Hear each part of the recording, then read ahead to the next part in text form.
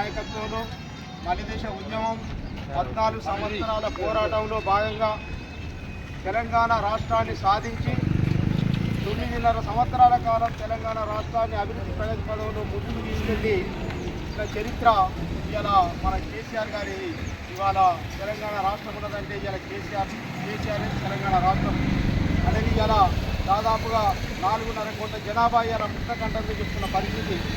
ఆనాడున్న పరిస్థితి ఈనాడున్న పరిస్థితి అంటే ఆ రోజు కరెంటు లేక నీళ్లు లేక ఉద్యోగాలు లేక సతమతమవుతున్న సందర్భంలో దీనికి ప్రత్యేక రాష్ట్రమే శరణ్యమని కేసీఆర్ గారు తీసుకున్న నిర్ణయంతో ఇవాళ 1200 మంది అమరవీరుల త్యాగఫలంతో ఇవాళ తెలంగాణ రాష్ట్రాన్ని సాధించుకొని ఇవాళ కరెంటు నీళ్లు తర్వాత రైతు బంధు ఇవాళ చనిపోయిన రైతుకు 5 లక్షల రూపాయల రైతు బీమా ఏర్పాటు చేసి ఇవాళ వికలాంగులకు వితంతువులకు తర్వాత గీతా కార్మికులకు నేతా కార్మికులకు 2,000 పెన్షన్ ఇచ్చి ఇవాళ వాళ్ళందరినీ కూడా ఆదుకొని ఒక పక్క సంక్షేమ పథకాలని పెట్టుకుంటూ మరొక వైపు అభివృద్ధి ప్రగతి పదంలో ముందుకు తీసుకుపోయిన రాష్ట్రం తెలంగాణ రాష్ట్రం.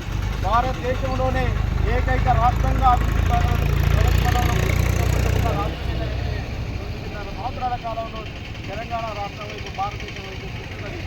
అందులో భాగంగా తర్వాత జిల్లాల పునర్విభజన మండలాల పునర్విభజన చేసి ఇవాళ జిల్లాకు మెడికల్ కాలేజ్ ఇచ్చిన పరిస్థితి ఇవాళ తెలంగాణ రాష్ట్రానికి మాత్రమే ఉన్నది. దాన్ని అందరూ కూడా గుర్తు చేసుకోవాలి.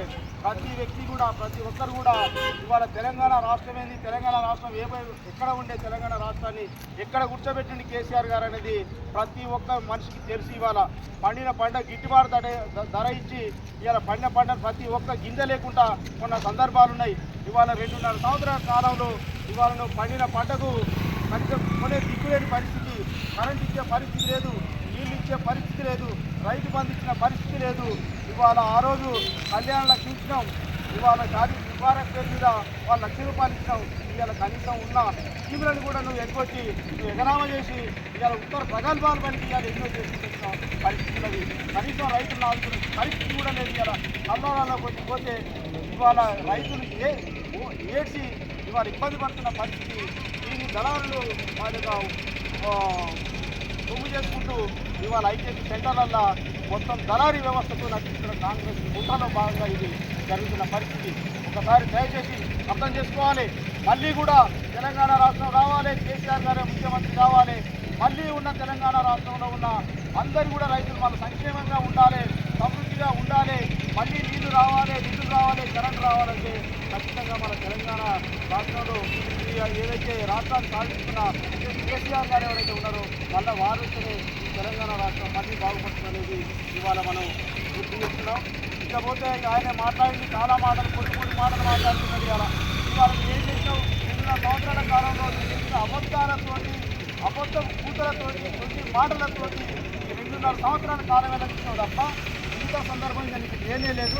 తక్కువ జాగ్రత్త ఎక్కువ తక్కువ మాట్లాడితే ప్రజలే ఆయనని ఓట్లేస్తుండే రేపటి నాడు రేపు 2000 తర్వాత 28 నాడు వీళ్ళు పోరాడే పరిస్థితి కూడా ఉన్నదని ఇలా ప్రజలలోకి వెళ్ళి విపరీతమైన వ్యతిరేకత వస్తున్న సందర్భాన్ని మేము గుర్తు చేస్తున్నాం. జై తెలంగాణ, కేసీఆర్ గారి నాయకత్వం, కేటీఆర్ గారి నాయకత్వం, కేటీఆర్ గారి నాయకత్వం, ఇంతకన్నా జయశ్రెడ్డి గారి నాయకత్వం, ఇంతకన్నా జయశ్రెడ్డి గారి నాయకత్వం, సోదరి కిషోర్ కుమార్ గారి నాయకత్వం. జై తెలంగాణ.